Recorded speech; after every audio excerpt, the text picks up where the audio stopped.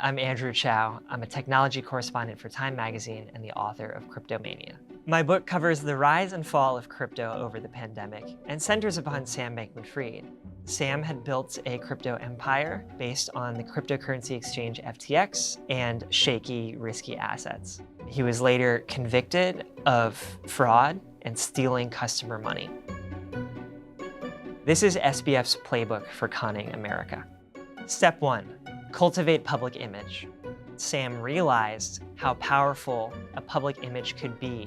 He soon started a deluge, which included an $135 million contract to slap FTX's name on the Miami Heat arena, and an omnipresence in the press in which Sam was basically willing to pick up the phone at all times of day and night in order to present himself as the sensible expert of cryptocurrency.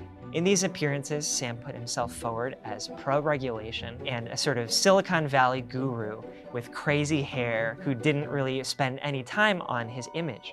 He knew that this would fit in the lineage of Steve Jobs and Bill Gates before him. Step 2. Persuade politicians. In 2021 and 2022, Sam was still living in the Bahamas because it was the easiest place for him to get regulatory clearance to run FTX the way he wanted. But meanwhile, he was coming to Washington, D.C. every other week, having closed-door meetings with politicians, trying to convince them why he was good for the American financial system and why they should let him back on American soil. So he was meeting with a lot of Democratic politicians, but he was also meeting with Republicans. He was also hiring former regulators to be on his team to forge alliances, and he was trying to convince regulators like Gary Gensler to go easier on the crypto landscape. Step 3. Donate to campaigns. In late 2021, Sam realizes that one of the easiest ways to exert influence is that there are midterms coming up, and maybe he can get some people who are friendly to him into the halls of Congress.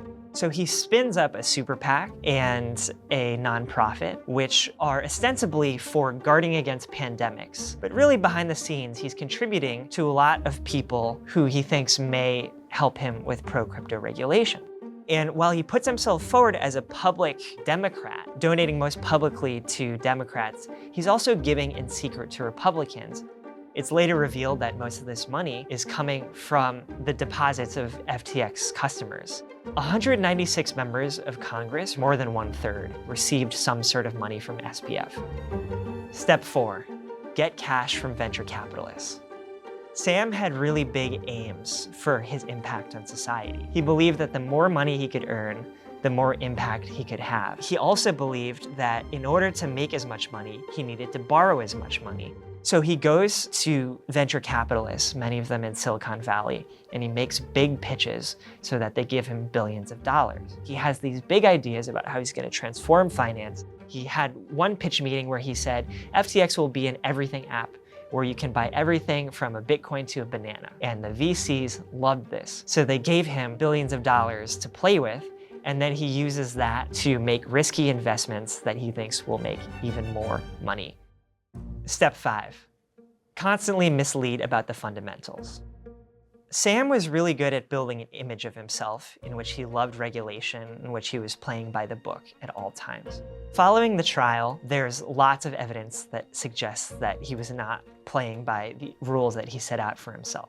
For instance, he told Congress that he had a sort of safety net and an insurance net of millions of dollars that would allow him to absorb any customer losses. But that safety net was completely made up and generated by a random bit of code. He also talked a big game about a so-called risk engine, a set of automated tools that would allow FTX to liquidate bad actors in their system. But his own trading firm, Alameda, was exempt from that, and they were the biggest and riskiest player in his ecosystem. He was also lying about the connection between his own trading firm and exchange, FTX, saying that there was a Chinese wall between them, where really they were quite connected and moved together in many ways. His lying would continue through his trial, in which he took the stand, was very evasive, and the judge later ruled that he committed perjury multiple times under oath. It's completely possible that crypto has reformed and moved beyond its criminal era, as exemplified by Sam Bankman-Fried. But as I continue reporting on the space, to me, it seems like they risk making a lot of the same mistakes that they did just 2 years ago. And I detail all of that in my book, which is out now.